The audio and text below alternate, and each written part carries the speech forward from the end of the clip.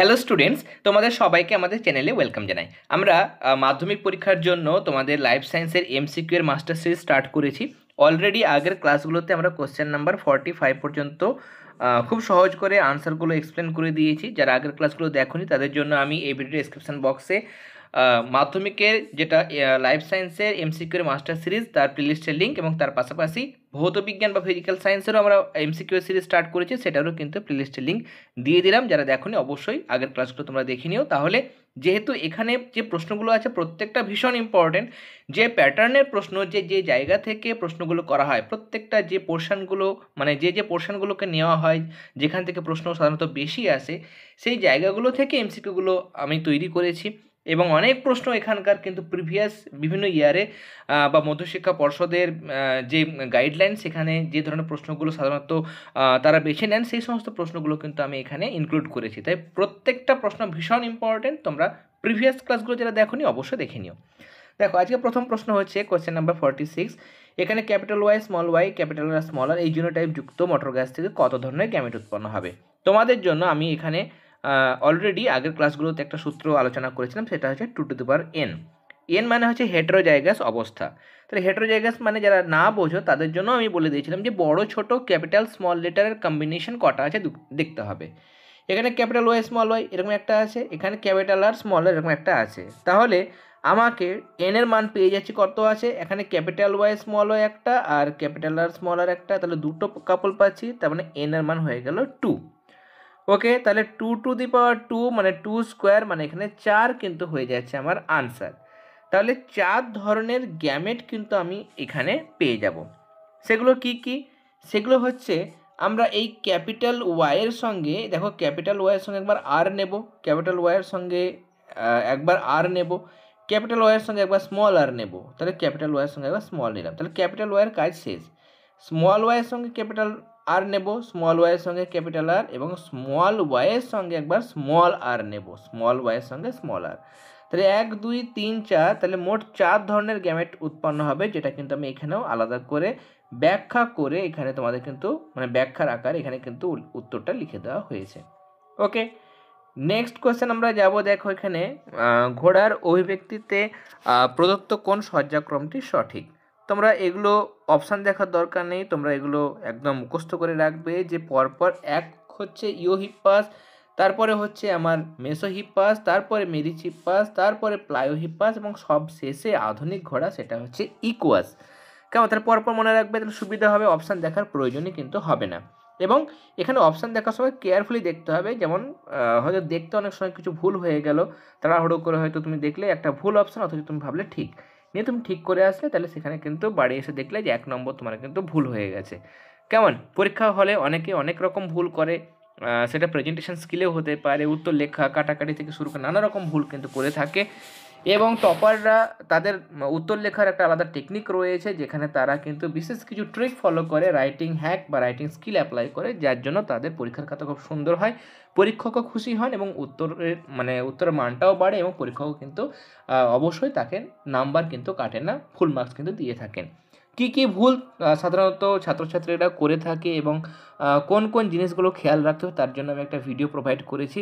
আমাদের অলরেডি একটা চ্যানেল রয়েছে HK এডু হাব, সেখানে আমাদের আগের বছরের এবিটি টেস্ট পেপারের সলিউশনগুলো আমরা এখানে প্রোভাইড করতাম। 1 থেকে একদম ক্লাস 5 থেকে 10 পর্যন্ত ক্লাসগুলো দেওয়া হতো এখানে। তার জন্য এখানে প্রিভিয়াস ইয়ারের বিগত বছরগুলো তোমরা পর্ষদ এবং এবিটি টেস্ট পেপারের জীবনবিজ্ঞান ভৌতবিজ্ঞানের সমাধানগুলো পেয়ে যাবে।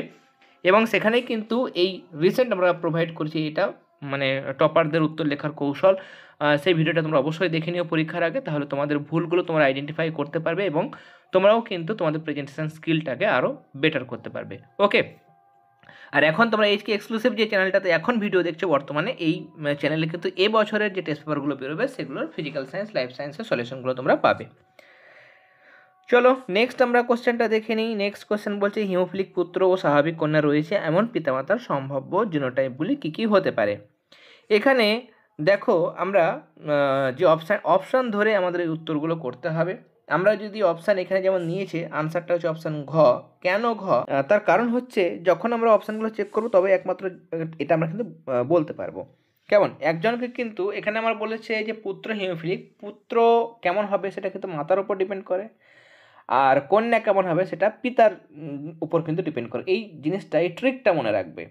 তাহলে আমার এখানে এই অপশানে এখানে দেখো এই মাতা যেটা আছে সেই মাতাটা দেখো একটা স্মল এইচ রয়েছে, একটা স্মল এইচ মানে সেটা হচ্ছে কি একটা স্মল এইচ মাথার মধ্যে রয়েছে মানে সেটা হচ্ছে বাহক, তাই না?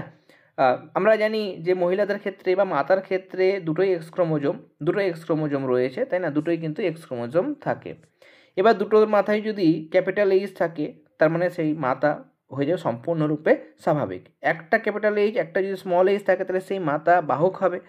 আর দুটোই যদি মাতার মানে এক্স ক্রোমোজোমে স্মল এইচ থাকে তাহলে আক্রান্ত হয়ে যাবে। তাহলে স্বাভাবিক, বাহক এবং আক্রান্ত 3 ধরনের কন্ডিশন হতে পারে। কিন্তু পিতার যেহেতু এক্স একটা ক্রোমোজোম আর একটা ওয়াই ক্রোমোজোম, তাহলে দুটো কন্ডিশন হতে পারে। একটা যদি ক্যাপিটাল এইচ থাকে এক্সের মাথায়, যেহেতু হিমোফিলিয়া তো ওয়াইয়ের মধ্যে থাকে না, এক্স ক্রোমোজোম ঘটিত রোগ, তাহলে এক্সের মাথায় যদি ক্যাপিটাল এইচ থাকে তাহলে পিতাটা স্বাভাবিক হয়ে গেল, আর এক্সের মাথায় যদি স্মল এইচ থাকে তাহলে পিতাটা আক্রান্ত হয়ে গেল। তাহলে পিতা হয় স্বাভাবিক বা হয় আক্রান্ত হবে। মাতা স্বাভাবিক হতে পারে, স্বাভাবিক কিন্তু বাহক হতে পারে, বা আক্রান্ত, 3 ধরনের কিন্তু হতে পারে। এবার আমরা এখানে দেখতে পাচ্ছি যে এখানে যে আমাদের কম্বিনেশনটা দিয়েছে সেখানে মাতার এই ধরো এই এক্স ক্যাপিটাল এইচের সঙ্গে পিতার এক্স ক্যাপিটাল এইচের কম্বিনেশন হলো, তাহলে এক্স ক্যাপিটাল এইচ তৈরি হলো একটা সন্তান। আর একটা এই এক্স স্মল এইচের সঙ্গে এইটা, তাহলে x small H capital H, আমি প্রথমে ক্যাপিটাল এইচটাই লিখবো, তাই না? স্বাভাবিক জিনটাকে আগে লিখতে হয়, তাহলে x capital H small H হলো, কন্যা হয়ে গেল। এবার এই এক্স ক্যাপিটাল এইচের সঙ্গে ওয়াই যাব, তাহলে এক্স ক্যাপিটাল এইচ ওয়াই, আর এক্স স্মল এইচের সঙ্গে ওয়াই যাব, তাহলে এক্স স্মল এইচ ওয়াই। এবার হিসেব করো, দুটো কন্যার মধ্যে প্রথমের দুটোতেই মাথায় ক্যাপিটাল এইচ মানে স্বাভাবিক, এটাও কিন্তু স্বাভাবিক কিন্তু বাহক, যাই হোক বাহক হলেও এটাও কিন্তু স্বাভাবিক, তাহলে কন্যাগুলো স্বাভাবিক হলো। এবং পুত্রের মধ্যে দেখো এটা স্বাভাবিক, এটা কিন্তু হিমোফিলিক, তাহলে হিমোফিলিক হওয়ার চান্স থাকছে কখন? যদি মাতা এখানে কি হয়, মাতা এখানে বাহক হয়, মানে আমরা এখানে অপশান ঘটা পাচ্ছি রাইট অ্যান্সার। কেমন?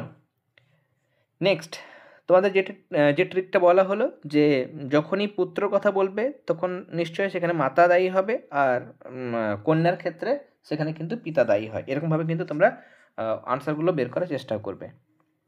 এরপরে প্রাণী কোষে মাইটোসিস বিভাজনের সময় বেম গঠিত হয় যে অঙ্গাণু থেকে, সেটা হচ্ছে সেন্ট্রিওল থেকে বেমতন্তু গঠিত হয়। আর উদ্ভিদ কোষের ক্ষেত্রে সেটাতে মাইক্রোটিউবিউল বা অনুনালিকা সেটা বেমতন্তু গঠনে সাহায্য করে। নেক্সট, দেহের ভারসাম্য নিয়ন্ত্রণের সঙ্গে যুক্ত মস্তিষ্কের অংশ হচ্ছে লঘু মস্তিষ্ক, কেমন সেরেবেলাম বলা হয়, সেটা দেহের পেশির টান এবং ভারসাম্য রক্ষা করে। 51 বাদুড়ের ডানা তিমির ফ্লিপার কি নির্দেশ করে? আমি বলেছিলাম আগের ক্লাসগুলোতে যে যখন উৎপত্তি বা গঠন একই কিন্তু কাজগুলো আলাদা আলাদা হয়ে গেছে, বিভিন্ন পরিবেশে থাকার জন্য কাজগুলো যখন আলাদা আলাদা হয়ে গেছে তখন সেই অঙ্গগুলোকে আমরা বলবো কি বলবো, সমসংস্থ অঙ্গ। উৎপত্তি বা গঠন একই কিন্তু কাজ আলাদা। কেন কাজ আলাদা হয়েছে? না, তো বিভিন্ন পরিবেশে বেঁচে থাকার জন্য তাদের অঙ্গগুলো সেরকমভাবে অভিযোজিত হয়েছে এবং সেক্ষেত্রে অপসারী বিবর্তন দেখা যায়। কেমন বিবর্তন? সমসংস্থ মানে এটাও মনে রাখবে সেটা হচ্ছে অপসারী বিবর্তন। আর সমবৃত্তীয় হচ্ছে তার ঠিক উল্টো। সমবৃত্তিতে কী হবে? উৎপত্তি বা গঠনটা কী হবে? আলাদা হবে কিন্তু কাজটা একই হবে, এবং তার কাজ একই সবার, তার জন্য সেটা হচ্ছে অভিসারী বিবর্তন দেখায়, সেটা হচ্ছে অভিসারী। এই জিনিসগুলো গণ্ডগোল করবে না।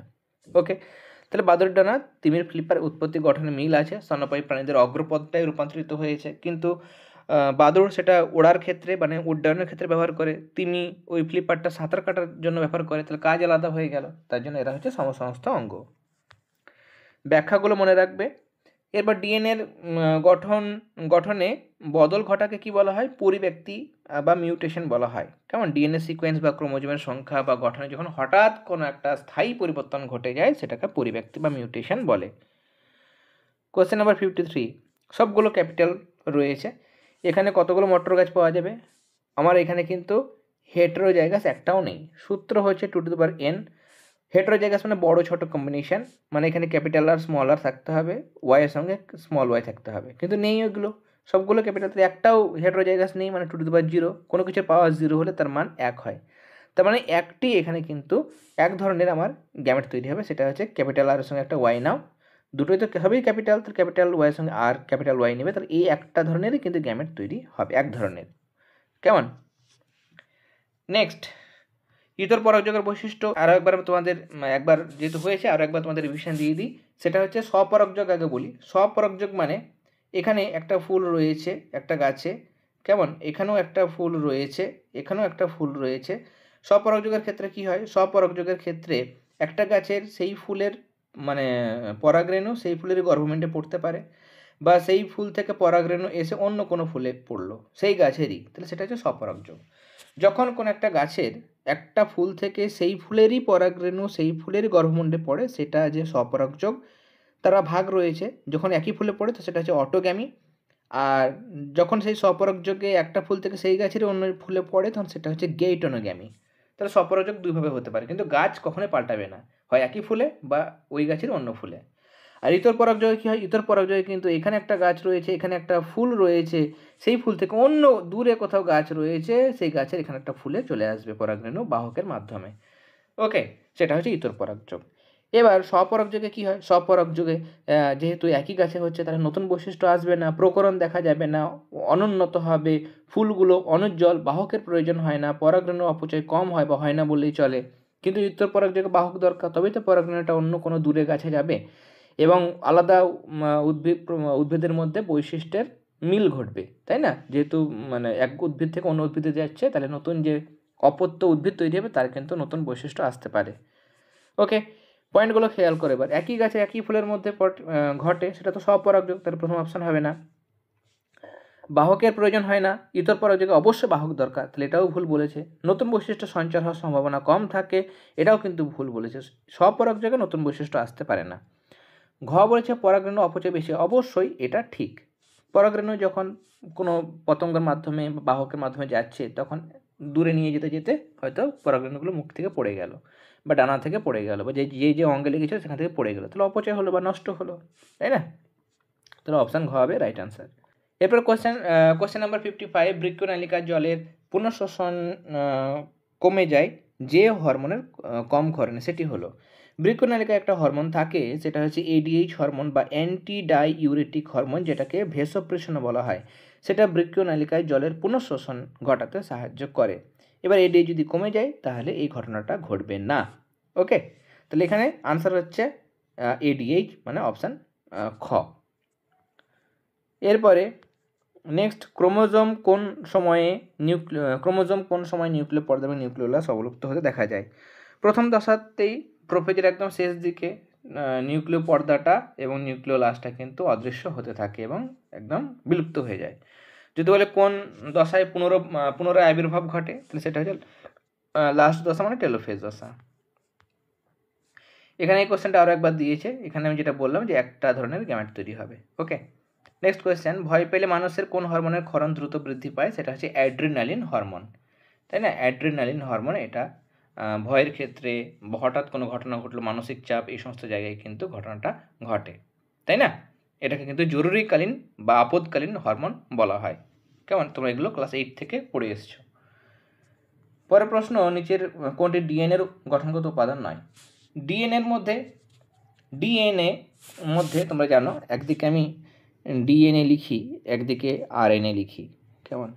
ডিএনএর মধ্যে অ্যাডেনিন, গুয়ানিন, সাইটোসিন থাকে এবং থাইমিন থাকে।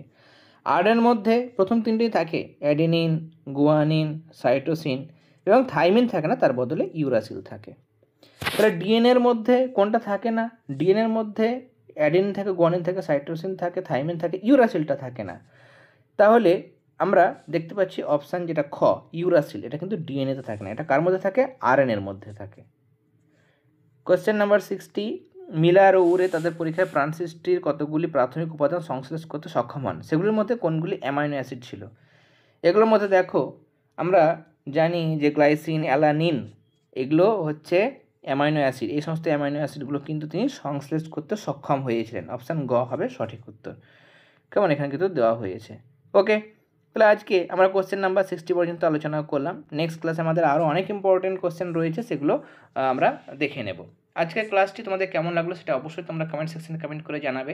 যারা প্রথমবার চ্যানেলটিতে এসেছো অবশ্যই চ্যানেলটি সাবস্ক্রাইব করে নেবে। পুরনো যে ক্লাসগুলো হয়ে গেছে সেগুলো প্লেলিস্ট অপশানে গিয়ে দেখে নেবে, এবং ক্লাসগুলো ভালো লেগে থাকলে ক্লাসগুলোতে লাইক দেওয়ার পাশাপাশি তোমরা অবশ্যই ক্লাসগুলো তোমাদের ফ্রেন্ড সার্কেলের মধ্যে অবশ্যই শেয়ার করবে। কেমন? তাহলে আজকের ক্লাস আমরা এখানেই শেষ করলাম। তোমরা সবাই খুব ভালো থেকো। All the very best.